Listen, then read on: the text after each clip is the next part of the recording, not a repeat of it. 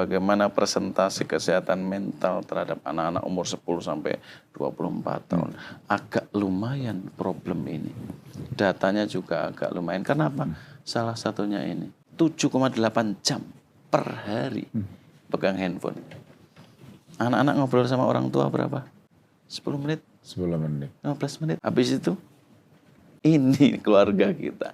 Akhirnya apa? Mohon maaf, anak-anak kita yang mendidik bukan manusia. Negara-negara barat, negara-negara maju. Amerika mengatur, Spanyol mengatur, Prancis, Korea Selatan, Jepang, Cina. Baru-baru ini semuanya, Australia. 16 tahun ke bawah harus mendapat izin orang tua. Maka yang kita atur bukan manusianya, teknologinya. PP Tunas harus terdeliver. Siapa yang mendeliver? Bisa teknologi, bisa kita. Orang tua sangat bertanggung jawab terhadap masa depan anak. Kalau ada kesalahan anak, bukan anak yang salah. Unit yang paling terkecil dalam sebuah negara ini keluarga. Kalau keluarga ini baik-baik saja, negara akan baik-baik saja. Radio Talk. Halo pendengar dan netizen Radio El Sinta dimanapun Anda berada, selamat pagi. Hari ini kita akan mengulas tentang PP Tunas. PP Tunas yang pada bulan Maret 2025 telah dikeluarkan oleh pemerintah. Nah, PP Tunas ini sebuah peraturan pemerintah tentang tata kelola penyelenggaraan sistem elektronik dalam perlindungan anak yang bertujuan melindungi anak Indonesia dari konten digital yang berbahaya. Nah, itu semangat yang ingin dicapai, tujuan dari PP Tunas tersebut. Nah, hari ini kita akan membahas tentang peran Kementerian Kependudukan dan Pembangunan Keluarga atau yang disingkat Kemenduk Bangga dalam implementasi PP Tunas itu. Nah, tentu saja peraturan pemerintah yang bertujuan melindungi anak-anak Indonesia tadi. Sejauh mana sih Kemenduk Bangga dan tentu saja dengan BKKBN-nya ya berperan aktif dalam melindungi anak-anak Indonesia dengan PP Tunas tersebut.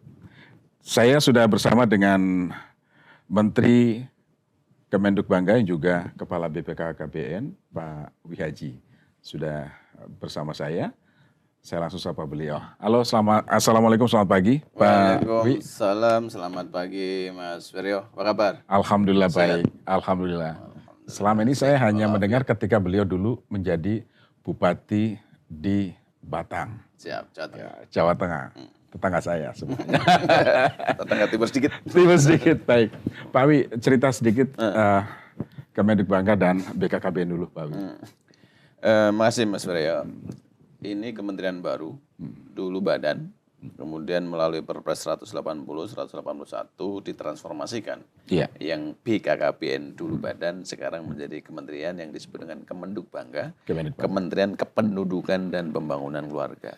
Ada dua urusan penting. Satu mengurusi tentang kependudukan, substansinya adalah mengendalikan penduduk.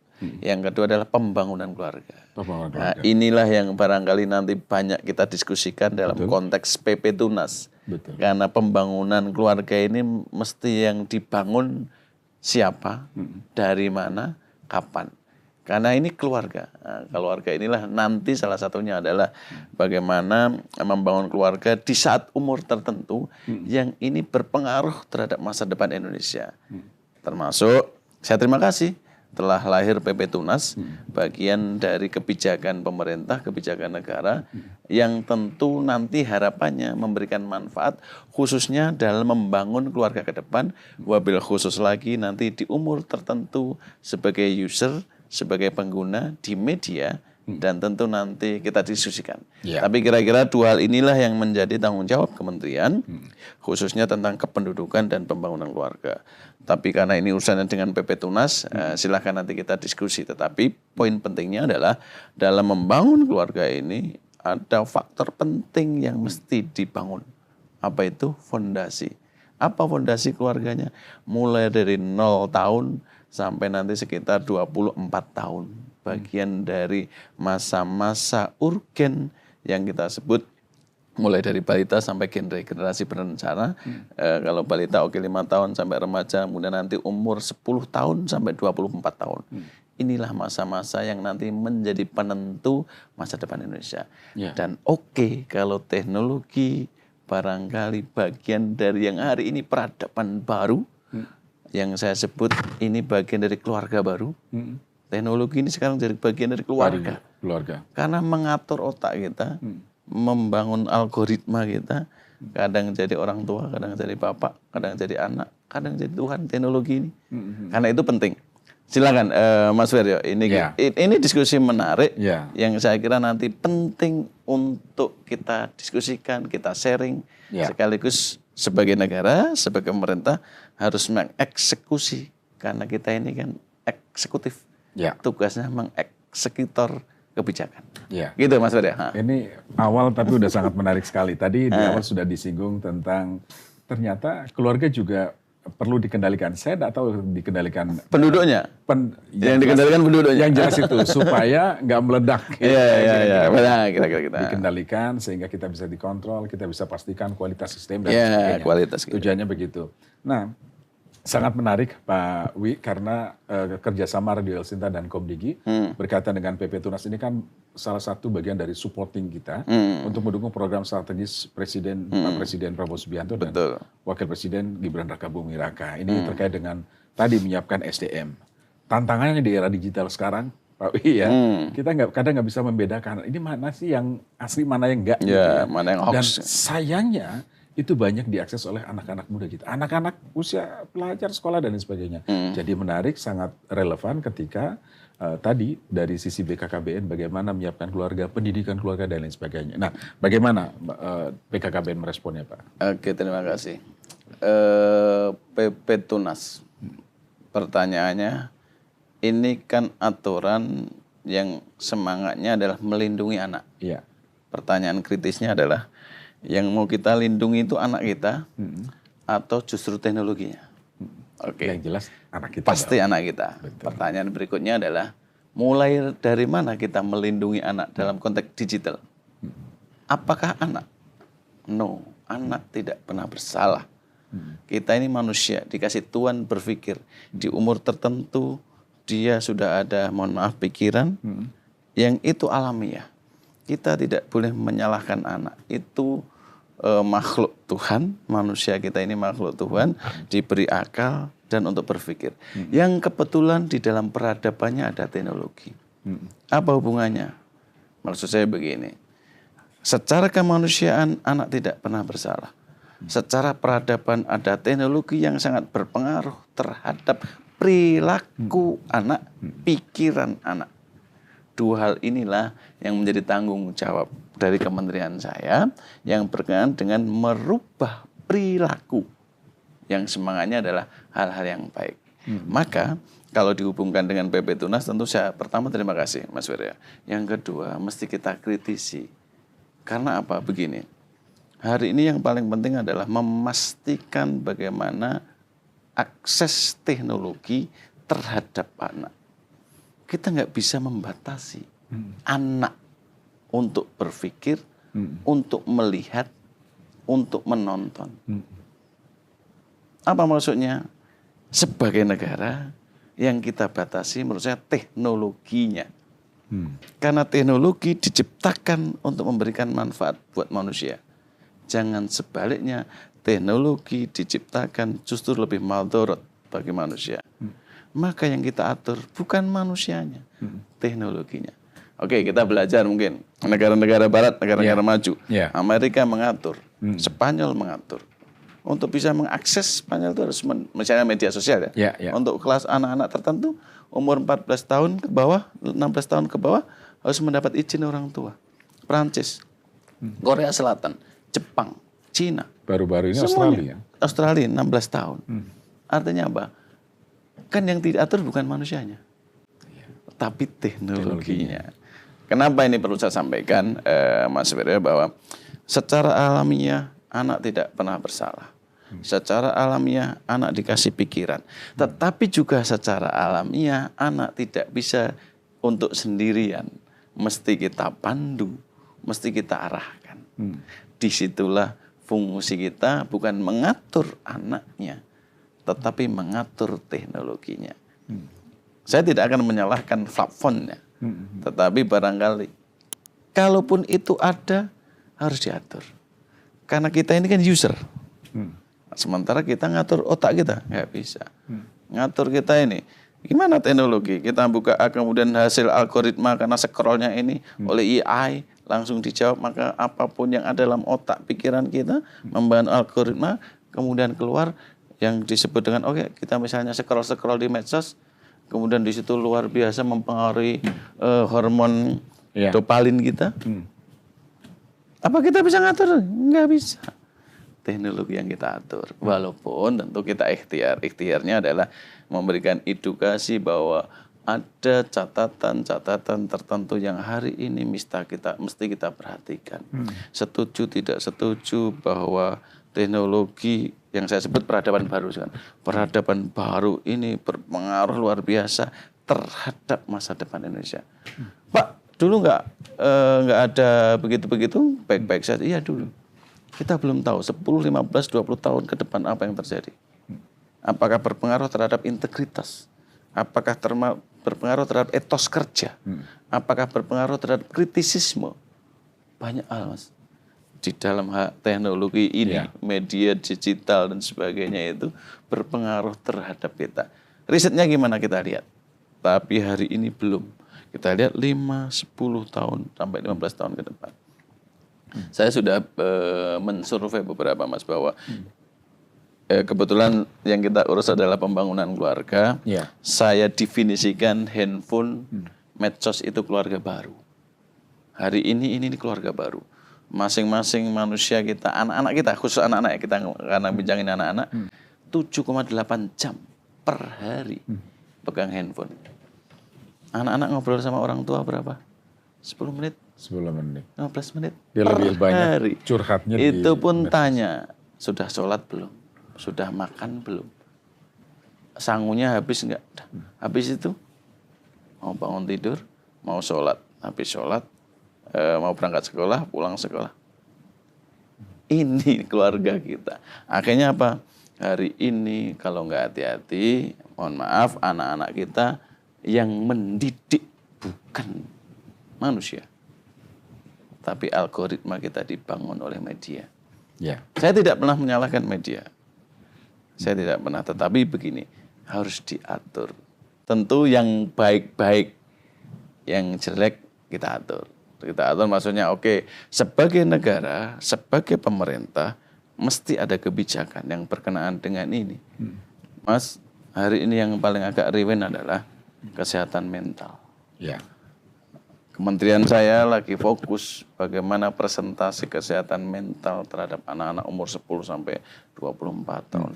Agak lumayan problem ini. Datanya juga agak lumayan. Kenapa? Salah satunya ini. Kekeringan spiritual, ada kebosanan, ada kebencian. Semua meludak di sini. Dan hari ini juga, dari sini juga muncul sesuatu yang baru. Kenapa? Ada sesuatu yang hilang. Kalau dalam konsep kita ada 8 fungsi keluarga yang salah satunya itu hilang. Bisa salah 2-nya hilang, salah 3-nya hilang. Apa urusannya Pak Wihaji? Kalau kita bicara dengan PP Tunas hubungannya bagaimana memastikan anak-anak Indonesia terlindungi dengan peradaban baru, jangan sampai terpapar oleh hal yang tidak baik, maka yang diatur bukan manusianya, yang diatur teknologinya. Itu bukan kesimpulan, menurut diskusi saya. Kenapa? Karena di dalam otak alam bawah sadar manusia muncul selalu kritisisme dan belum selesai. Kita ini nggak pernah selesai. Anak-anak ini nggak selesai sampai umur nanti 24 tahun dalam urusan kita ya sebagai bagian dari keluarga berencana atau generasi berencana, dan di saat umur-umur itulah perlu panduan. Saya sering sampaikan, anak tidak pernah bersalah. Saya selalu introspeksi diri, orang tua sangat bertanggung jawab terhadap masa depan anak. Kalau ada kesalahan anak, bukan anak yang salah, orang tua yang salah. Menurut saya pribadi. Kenapa? Inilah tanggung jawab kita. Karena anak-anak dalam perspektif pikirannya selalu terus mencari, terus belum selesai Mas. Belum selesai nanti ya, apalagi generasi zilenial ini. Gen Z ini kritisismenya luar biasa. Perbedaan pandangannya luar biasa. Dan tentu harus pakai cara-cara yang baru. Dan kita tidak boleh menyalahkan mereka. Inilah generasi yang harus kita akui. Setuju tidak setuju ini peradaban baru. Setuju tidak setuju ini sesuatu yang baru. Tapi setuju tidak setuju kita hidup di Indonesia. Kemudian setuju tidak setuju kita hidup dalam sebuah keluarga. Kenapa ini saya sampaikan Mas? Unit yang paling terkecil dalam sebuah negara ini keluarga. Kalau keluarga ini baik-baik saja, negara akan baik-baik saja. Kalau anak-anak dalam lingkup keluarga ini kita lindungi, kemudian baik-baik saja, maka saya meyakini negara akan baik-baik saja. Maka ini top, tapi mesti ada keberanian bersama-sama, kemudian bersinergi, berkolaborasi, dan dipastikan untuk kita bikin kebijakan. Selama ini untuk kebaikan, go on. Menurut saya gitu, dan saya berharap nanti Komdiji bersama kita, ayo bareng-bareng ngobrolin tentang ini. Ini sederhana tapi penting. Kenapa? Yang paling penting adalah pasca PP Tunas. Nah, ini berdampak enggak? Caranya gimana sih berdampak? Dimulai dari mana? Siapa yang mengerjakan? Siapa yang mau kita edukasi? Contoh misalnya nanti, oke, ini sasarannya siapa? Anak-anak kah? Teknologinya kah? Orang tua kah? Pasti tiga-tiganya. Anak-anak sebagai objek, karena yang dilindungi. Teknologi sebagai subjek. Kemudian orang tua di antara dua-duanya. Kadang objek, kadang subjek. Nah, itulah yang menurut saya, Mas Wiryo, ini sangat penting dan harus berdampak. Harus berdampak, PP Tunas ini harus berdampak, bentuknya kebijakan, tapi tidak hanya kebijakan. Kebijakan kalau tidak terdeliver, ini nanti, mohon maaf, tentu agak kurang. Harapan kita, PP Tunas harus terdeliver. Siapa yang mendeliver? Bisa teknologi, bisa kita.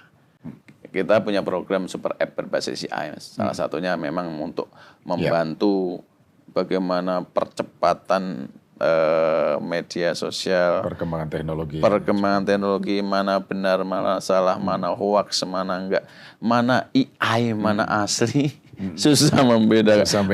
Yang jadi nanti fitnah.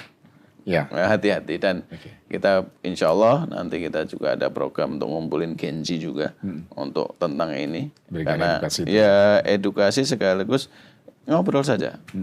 Karena hari ini ya hobinya mereka cuma diajak bicara, ngobrol. Ya kira-kira begini, dua lah, sering melihat dan mendengar gitu. Artinya itu yang kasih ruang itu. Ya, yang kita sebut dengan ruang audiovisual. Kan. Maka beliau senang. Walaupun sudah ada kemarin ada riset kan lumayan tingkat literasinya udah mulai naik. Oke. Makanya kalau IG sekarang kan bukan audiovisual lagi yang dilihat. Picture kan, gambar-gambar sekarang. Iya, gambar-gambar. Gambar dipaksa membaca.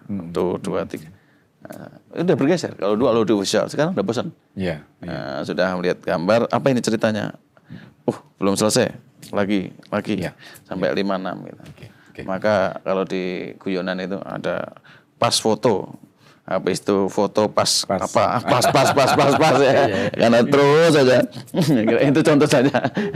Gitu Mas sebenarnya. Ya, memang kalau kita sampai ke belakang Pak, beberapa waktu lalu peristiwa ledakan ya yang terjadi di sekolah 72 ya.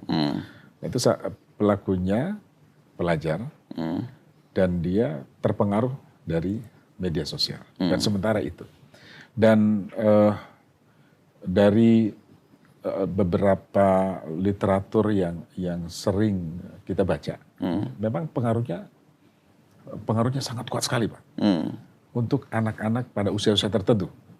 Maka sangat relevan ketika tadi Pak Wi menyinggung soal ketahanan keluarga ini fondasi yang paling utama. Nah di era sekarang ini gempuran teknologi yang sangat masif, tadi Pak Wi sempat menyinggung bagaimana AI yang bisa menyerupai, kita nggak bisa membedakan. Mana yang benar yang asli. Tantangannya makin berat. Nah, bagaimana nih Pak mendefinisikan ulang ketahanan keluarga ini di tengah tantangan yang begitu sangat kompleks? Oke, kalau bicara ketahanan keluarga berarti kan keluarga yang mau kita pertahankan kan. Oh iya. Kalau keluarga yang mau kita pertahankan, kita selalu punya konsep 8 fungsi keluarga. Saya kira itu konsep utamanya. Bagaimana kira-kira gitu. Bagaimana Tuhan menciptakan seorang makhluk atau manusia, Sang Kholik menciptakan makhluk, kemudian sebagai makhluk. Ini bukan pendekatan keagamaan, tetapi secara alamiah sebagai makhluk ciptaan Tuhan yang kemudian lahirlah manusia. Mas Viryo kan lahir juga nggak meminta kan, tahu-tahu lahir kan. Wihaji juga saya nggak minta lahir ya Allah nggak, tetapi oleh Allah lahir. Ketika lahir jadi manusia maka yang mesti kita amati bahwa kita ada dalam hukum-hukum kemanusiaan. Oke. Singkat cerita, ketika dalam hukum-hukum kemanusiaan maka rumusnya adalah rumus-rumus kemanusiaan.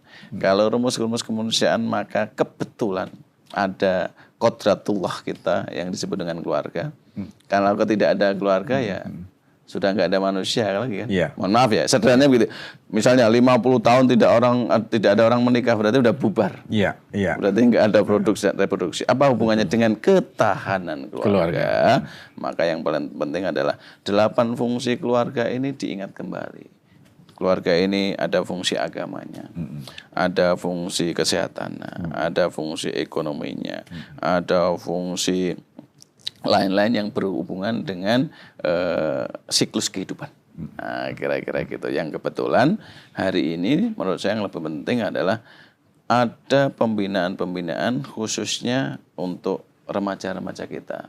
Kalau anak-anak oke lah, belum pada tingkatan itu untuk melek teknologi. Walaupun mohon maaf, hari ini mungkin anak SD sudah punya akun. Entah dibuatin, entah dalam tanda petik. Negara-negara maju kan, 1 harus dapat izin, 2 data ya asli. Di Cina juga mesti ada verifikasi. Di Jepang juga asli. Kita anak SD sudah punya medsos gitu. Kira-kira buatin sama orang tua. Ya, wallahualam, saya nggak menuduh, tapi kira-kira gitu. Yang selanjutnya adalah tentu fokus kita pasca itu. Pasca itu apa? Remaja inilah yang butuh karena mereka sudah ada kritisisme. Mereka sudah banyak bertanya. Anak-anak kita ini kritis-kritis. Disitulah yang kita masuk. Kita punya direktorat namanya Bina Keluarga Remaja. Kenapa yang kita sebut dengan keluarga? Maaf Mas Viryo, anak-anak tidak pernah bersalah. Saya selalu anak-anak tidak bersalah. Yang salah saya selalu menyatakan orang tuanya. Kalaupun ada yang disebut salah. Apa hubungannya? Hari ini tentang kesehatan mental yang tadi contoh teknis, walaupun saya belum tahu hasil penyelidikannya, tapi kira-kira asumsi, anggaplah asumsi bahwa itu adalah bagian dari kesehatan mental terganggu, maka ya jangan salahkan juga. Dan tidak boleh kita juga menyerahkan semuanya kepada anak. Selama ini orang tua gimana? Saya juga lagi belajar. Anak saya yang nomor 1 ya masih kuliah ya, nomor 2 SMA, nomor 3 SD. Saya juga lagi belajar. Tapi kira-kira kekuatannya adalah orang tua, menurut saya. Untuk ketahanan keluarga, kekuatan utamanya adalah orang tua. Kenapa? Disitulah titik awal. Kenapa? Belajar kehidupan pertama kali setelah lahir itu ya di keluarga. Belajar ngomong di mana sih? Ya di rumah. Di keluarga. Sekolah nggak ngajarin ngomong. Tahu sudah ngomong. Belajar merangkak keluarga. Sekolah nggak ngajarin merangkak. Belajar berjalan keluarga. Dasar-dasar itu. Dan ingat, karena dasar-dasarnya keluarga, maka kewajiban yang dasar-dasar keluarga juga harus terlibat. Karena setelah itu kembali ke keluarga. Siklus kehidupan. Ini tema lain tapi ada hubungannya Mas ketahanan keluarga. Betul. Dari nol ikut bapak terus kuliah sampai habis kuliah masih sama keluarga kan. 24 tahun, 25 tahun. Sekarang mungkin agak menunda pernikahan. 28, 29, 30 tahun Habis itu kuliah kan 24, 22 lulus. Anggaplah 6 tahun. 6 tahun sendiri lah. Setelah 29, 30 kan nikah lagi. Nikah misalnya ya, mohon maaf yang sudah menikah. Sudah berkeluarga juga. Udah ngurus keluarga juga. dari 74,3 tahun harapan hidup kita, dikurangi 6 kira-kira 68 kita hidup dalam keluarga. Apa? Maka kekuatan utamanya adalah keluarga, gitu Mas.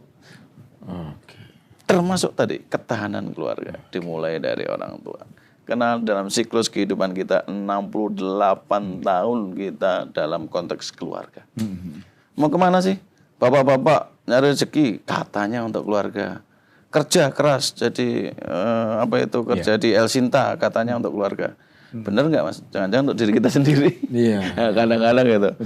Kadang-kadang saya nggak tahu. Nyari duit untuk keluarga. Jangan-jangan enggak. Buat hobi sendiri. Maaf. Tapi masa iya sih? Anaknya jangan apa. Ternyata anaknya jarang diajak ngobrol. Kadang kita makan bareng gitu, makan. Memang kita ngobrol?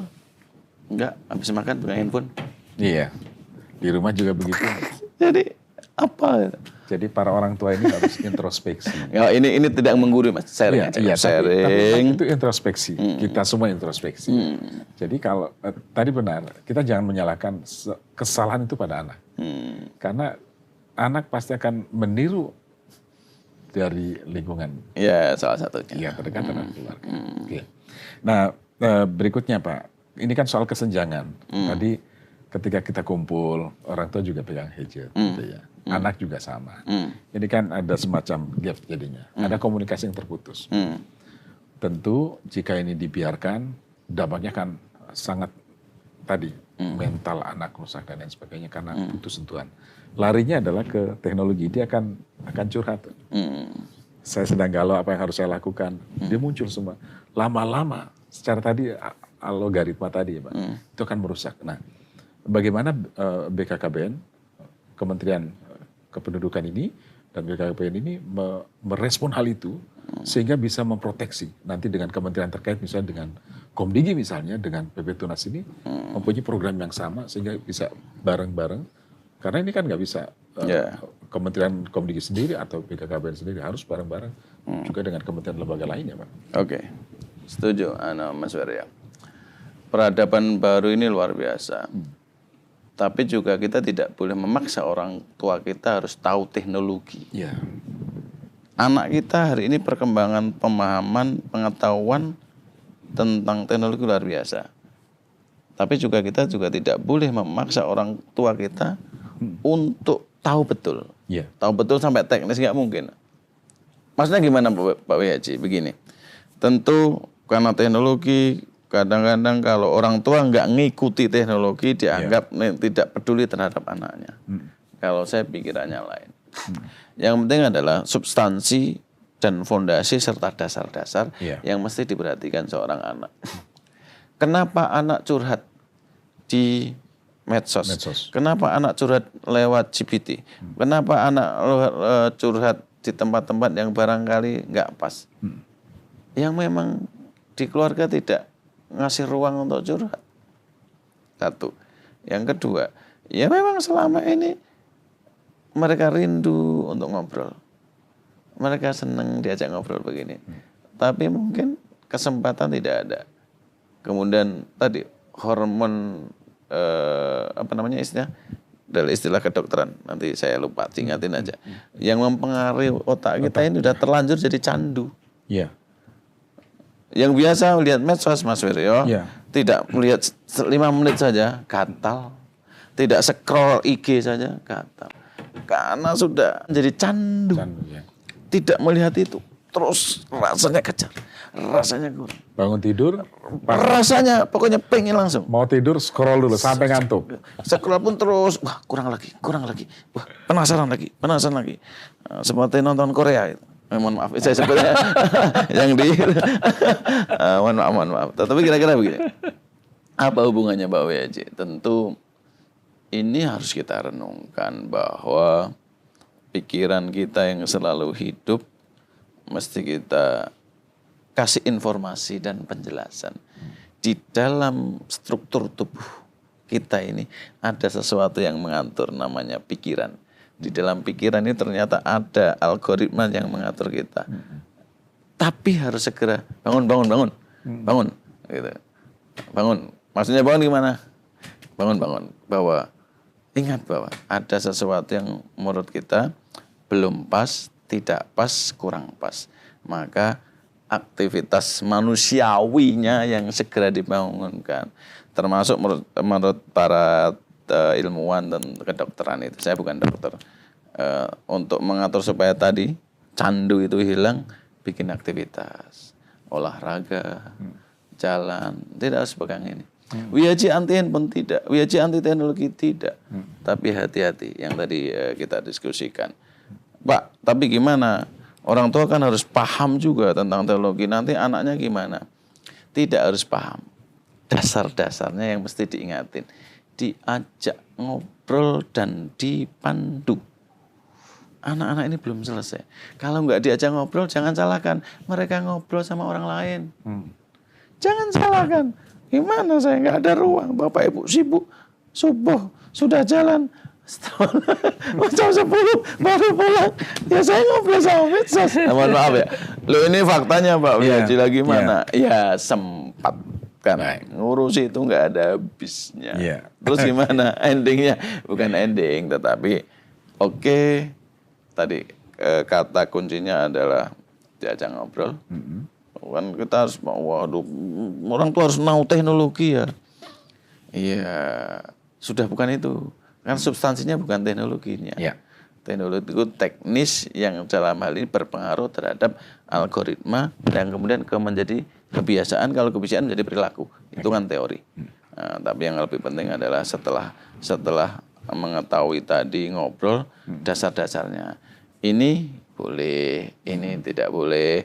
Nah, menurut agama, karena itu fungsi keluarga itu ada keagamaan. Betul. Menurut ini tidak boleh, tidak boleh, tidak boleh. Yang ini boleh. Dikasih penjelasan. Kira-kira gitu sih. Baik. Pak Menteri, saya bacakan pertanyaan pendengar ya, yang sudah kita rangkum. Kebetulan ada. Ini misalnya dari Pak Mustakfirin, 08 sekian-sekian begini. Untuk anak di bawah 17 tahun, Pak, sebaiknya ada pembatasan dalam mengakses media sosial. Dengan cara media memperketat registrasi media sosial.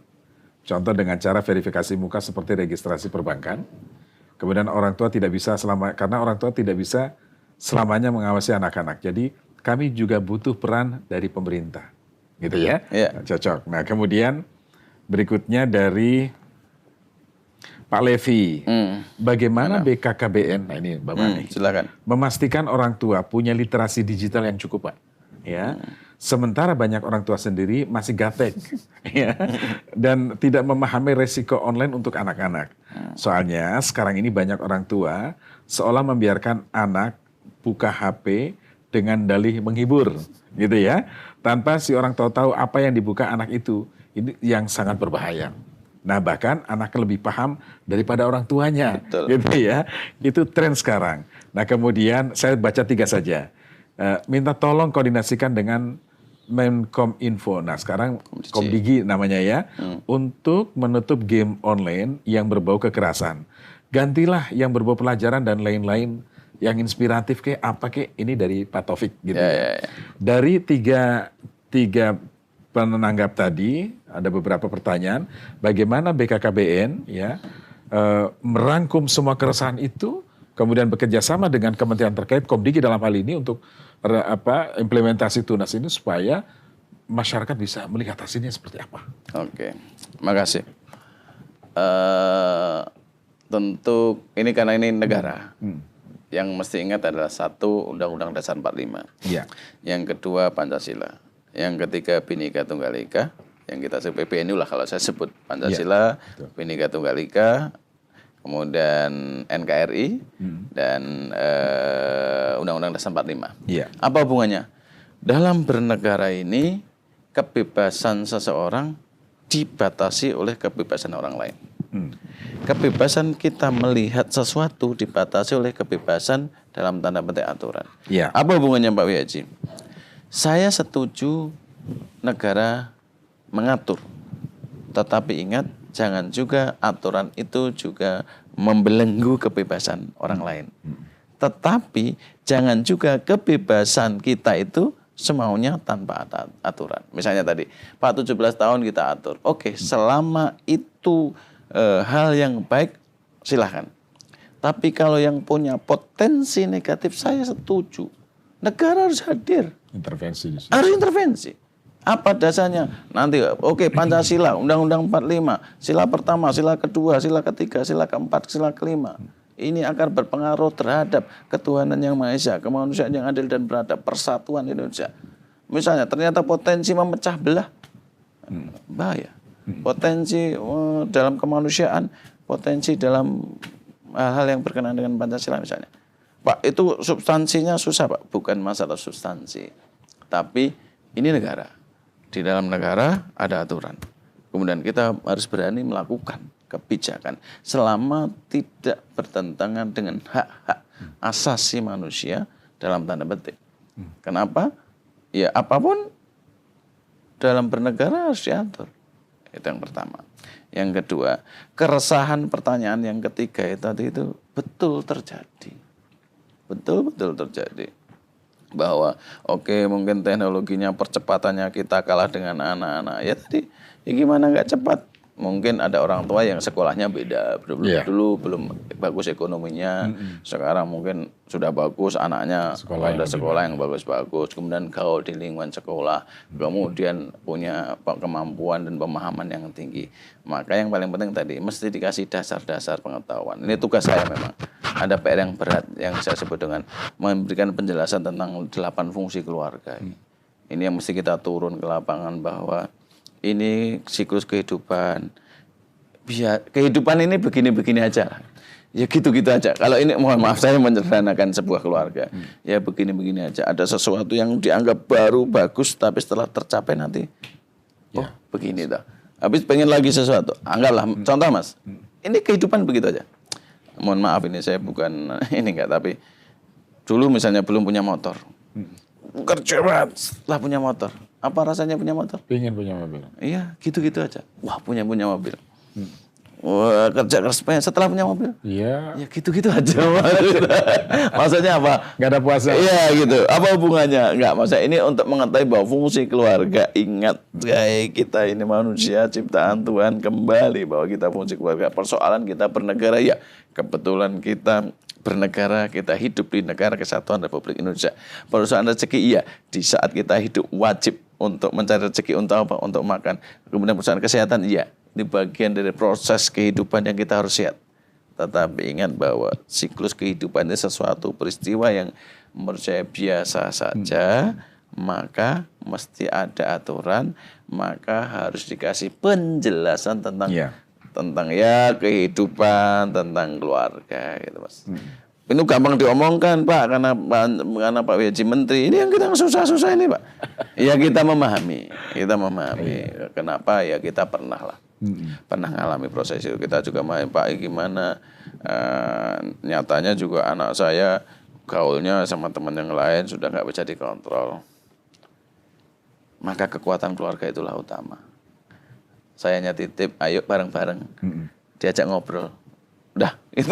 Kalau saya gini Mas, intinya adalah anak-anak ayo diajak ngobrol. Itu cara melindungi. Diajak ngobrol, senang nanti akan beda rasanya. Sempatkan waktunya. Kalau enggak, ya sudah candunya sekarang ini. Diajak ngobrol aja enggak konsen. Jadi lebih dahsyat dari narkoba sebetulnya Pak ya? Oh, melebihi. Melebihi ya? Mohon maaf ya, saya bukan anti teknologi. Saya suka like it. Cuma hati-hati. Bijak. Hati-hati kalau saya tidak membandingkan dengan narkoba ya, tentu kalau itu kan semuanya ya jelek ya. Kalau ini menurut saya kan ada hal yang baik. Ada hal yang baik yang menurut saya ini difungsikan. Kalau nggak ada ini saya juga nggak bisa WA-an dengan Mas Ahmad, saya nggak bisa teleponan dengan El Sinta kan, itu hal yang baik. Tapi jangan juga nanti yang belum bisa memilih dan memilah ini. Maka tadi saya setuju diatur, tetapi juga tidak harus bertentangan dengan hak-hak kemanusiaan kita. Karena apapun kita ini terus berpikir kritis, tapi juga jangan juga dikasih kebebasan. Bahasa sederhana saya Mas Fer ya, sekarang anak lahir pun diadani pakai handphone. Supaya nggak nangis handphone. Ada kan digajiin. Iya. Ya apa?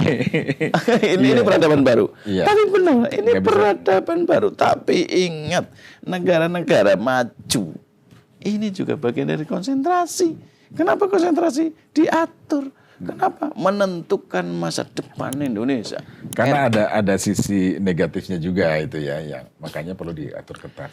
Ya makanya kan jangan sampai nanti etos kerja kita berkurang. Ya. Jangan sampai nanti kritisisme kita berkurang. Jangan sampai nanti hal-hal yang berpengaruh terhadap negatif. Ya, okay. Saya termasuk yang optimis, Mas. Insya Allah akan baik-baik saja. Tapi yang penting kita mesti jalan, kita mesti bergerak. Ya. Terus kita edukasi terus. Jangan lelah. Kira-kira untuk mencintai Indonesia, salah satunya ini. Kalau saya sederhana-sederhana, kementerian saya ini Mas Feryo mungkin tidak bisa langsung bisa dilihat. Mungkin beda. Jalan rusak, dibangun, jalan kelihatan. Rumah sakit nggak ada, dibangun, kelihatan rumah sakit. Jembatan putus, dibangun jembatan. Kita manusianya investasi yang mau kita bangun itu kapan? 5 tahun, 10 tahun, 15 tahun, 20 tahun yang akan datang. Baru kelihatan. Kita ini generasinya Prof. Haryono Siono. Punya program KB, baru kita sekarang begini, manfaatnya begini. Mengendalikan anak, mengatur lahirnya anak. Dan ini yang kita atur. Dan teknologi ini, media ini, medsos digital ini juga akan menentukan masa depan Indonesia. Saya berharap hal-hal yang negatif tolong dikoordinasikan, dikomunikasikan dengan platformnya lah.